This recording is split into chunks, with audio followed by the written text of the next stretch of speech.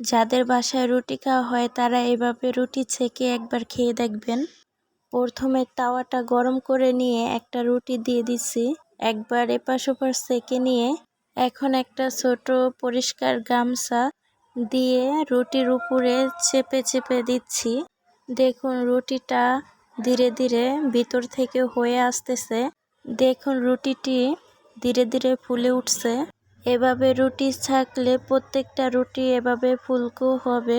আপনারা বাসায় অবশ্যই একবার ট্রাই করে দেখবেন। আমি আরও একটা রুটি দিয়ে দিচ্ছি। দেখুন আমি সেম প্রসেসে সেঁকে নেব। আমার ভিডিওগুলা কেমন লাগে কমেন্টে জানাবেন। ভিডিওটি ভালো লাগলে লাইক দিয়ে চ্যানেলটিকে সাবস্ক্রাইব করে রাখবেন। দেখুন আমার রুটিটা কি সুন্দরভাবে ফুলে উঠছে। সবগুলা রুটি আমি এভাবে সেঁকে নিচ্ছি। দেখুন আমার একটা রুটিও পুড়ে যায়নি। আপনারা বাসায় এভাবে ট্রাই করতে পারেন।